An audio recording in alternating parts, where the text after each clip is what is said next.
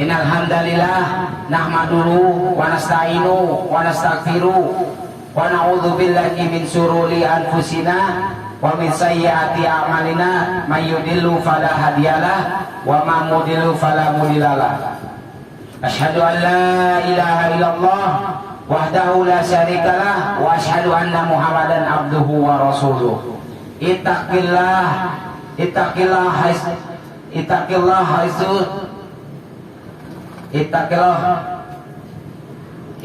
haqqa tuqati wa la tamutunna illa wa antum muslimun. Bertakwalah kepada Allah dan jangan sekali-kali kamu mati dalam keadaan tidak muslim. Allahumma sallah ila ma ja'altahu salah wa anta atazalul lazna idza sita sahla. Tama-tama kita panjatkan puji syukur kehadirat Allah kepada Allah Subhanahu wa taala yang mana pada hari ini kita masih diberi nikmat. Tidak ada nikmat yang hakiki kecuali ialah nikmat iman dan Islam. Dengan nikmat iman, dengan iman kita bisa melaksanakan puasa yang sudah hampir mendekati satu bulan yang kita sudah melaksanakan selama 23 hari. Dengan iman itu kita bisa melaksanakan puasa tersebut, dan dengan iman kita bisa melaksanakan qiyamul lail, salat tarawih berjamaah. Tanpa iman kita tidak melaksanakan ibadah tersebut. Dan dengan iman kita bisa melaksanakan tilawatil Quran, membaca Quran, ataupun menghafal, ataupun murajaah bacaan-bacaan atau hafalan-hafalan kita yang sudah lama berlalu. Dengan khutbah dengan ceramah yang singkat ini, saya ingin menyampaikan kepada jamaah yang hadir dengan judul amalan-amalan yang dilakukan ketika di akhir-akhir Ramadan untuk mencapai yang namanya malam Lailatul Qadar.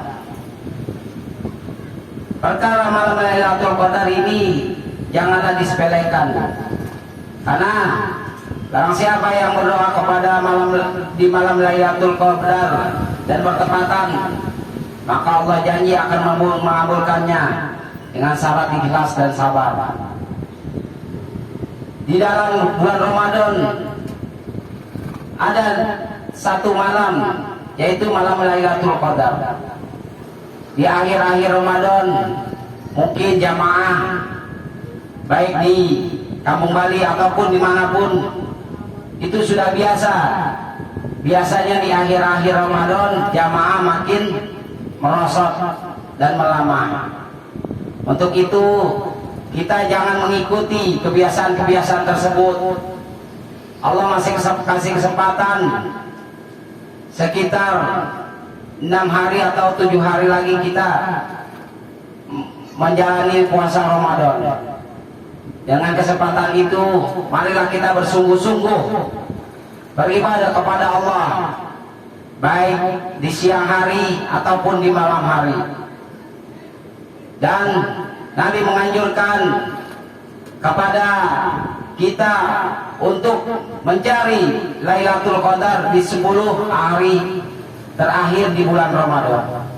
Adapun pendapat malam Lailatul Qadar jatuh pada malam-malam ganjil, dan adapun berpendapat di malam 21, 23, 25, 27 dan 29.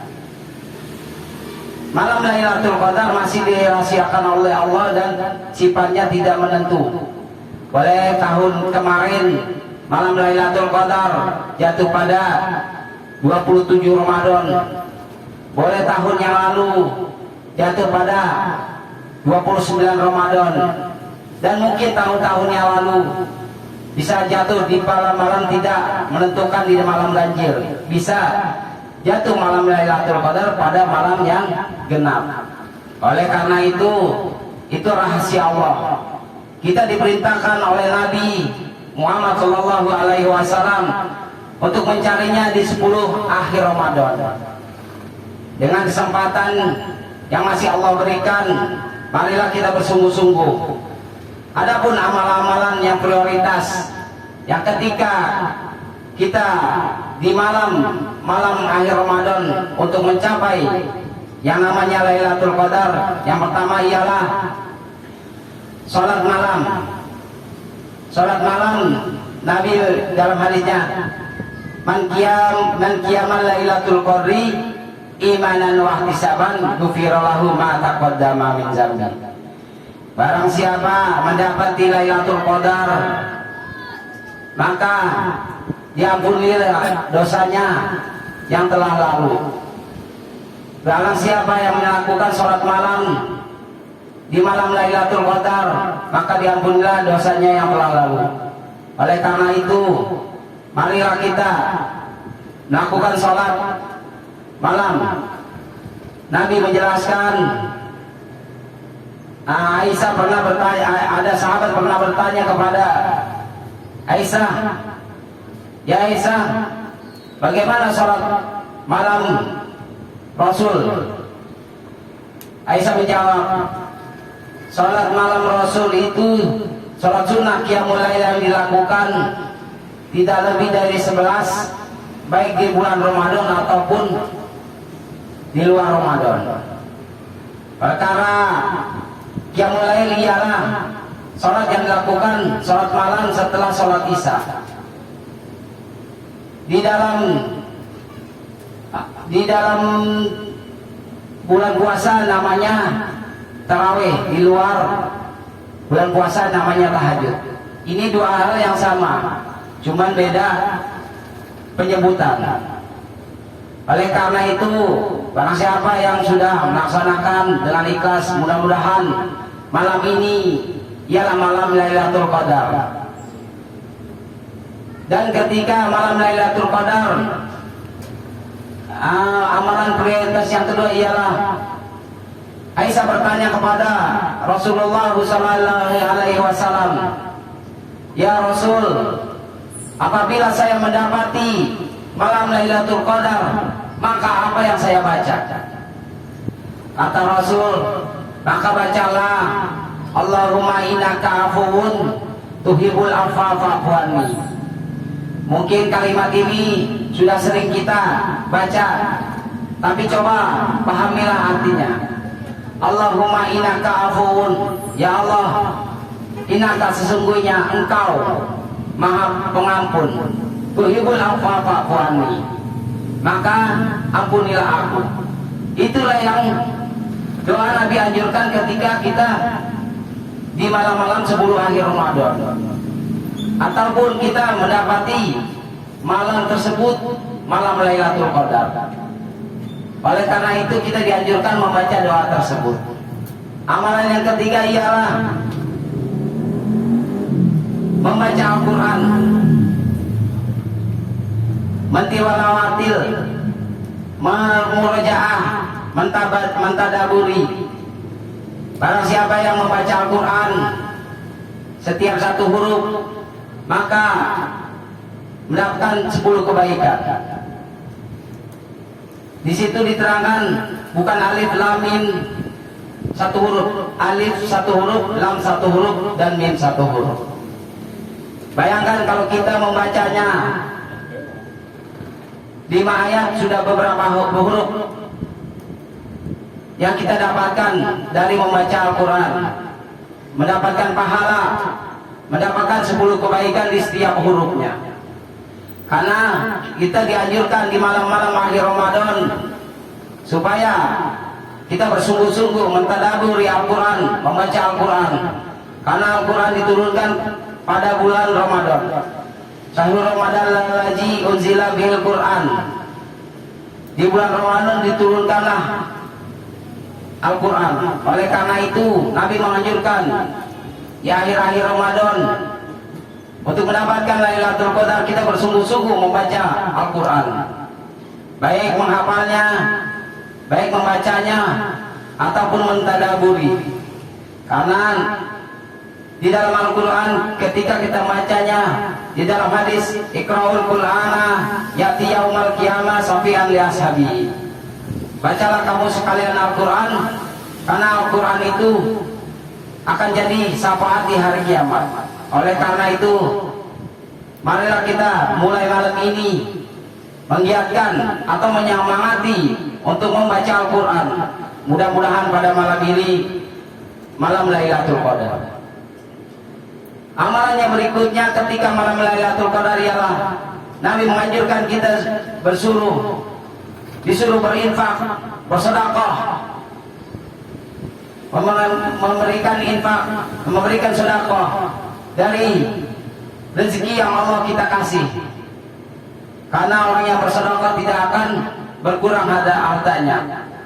Apabila orang yang bersedekah seperti lain sakatum la azidannakum, apabila kamu bersyukur maka akan aku tambah. Orang yang bersedekah seperti orang yang menanam benih. Satu benih menumbuhkan 7 bulir dan satu bulir menumbuhkan 100 biji.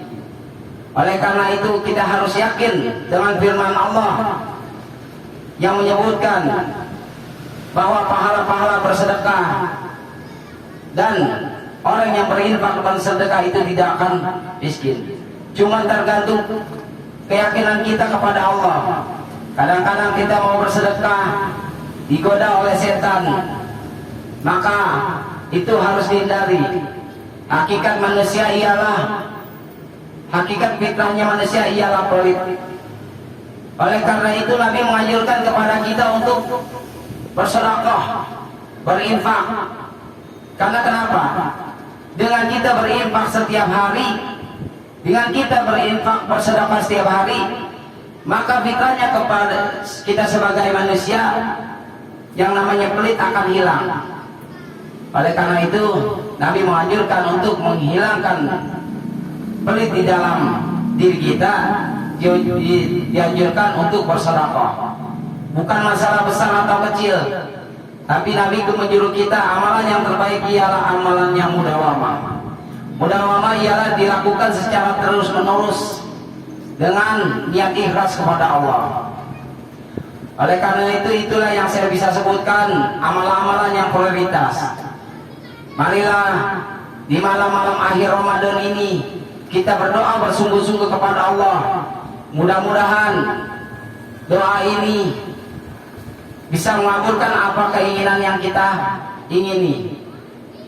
Di dalam Al-Quran, ud'uni astajib lakum, berdoalah kepadaku, niscaya akan aku kabulkan. Berdoa itu harus diiringi dengan hati yang yakin. Janganlah kamu berdoa dengan hati yang lalai. Adapun urut-urutan yang berdoa ialah ada berdoa pertama, ketika kita berdoa kita harus memuji-muji Allah. Subhanallah, alhamdulillah, Allahu Akbar.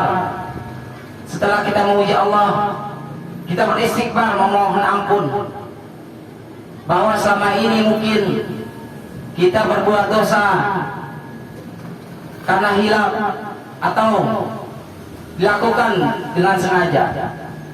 Ketika itu kita harus meminta ampun untuk supaya doa ini diterima oleh Allah. Setelah kita memuji Allah, memohon ampun, kita bersalawat, Allahumma shalli ala Muhammad wa ala ali Muhammad. Itu yang Nabi anjurkan, adab-adab dalam berdoa. Setelah itu kita memohon kepada Allah apa yang kita ingini. Dan jangan lupa kita mendoakan orang tua kita yang sudah meninggal, terutama kepada anak-anak muda. Mendoakan, kewajiban dia ialah berbakti kepada orang tuanya. Minimal mendoakan orang tuanya. Meskipun selama ini kita sebagai anak, kita belum bisa berbakti kepada orang tua, maka minimal kita mendoakan orang tua kita. Rabbi firli wali walidayya warhamhuma kama rabbayani shaghira. Ini doa yang kita sering lakukan. Mungkin dari kecil kita sering melantunkannya, mendengarkannya, maka hayatilah doa tersebut. Karena ketika orang tua sudah meninggal, di antaranya yang diharapkan di dalam kubur ialah doa anak yang soleh.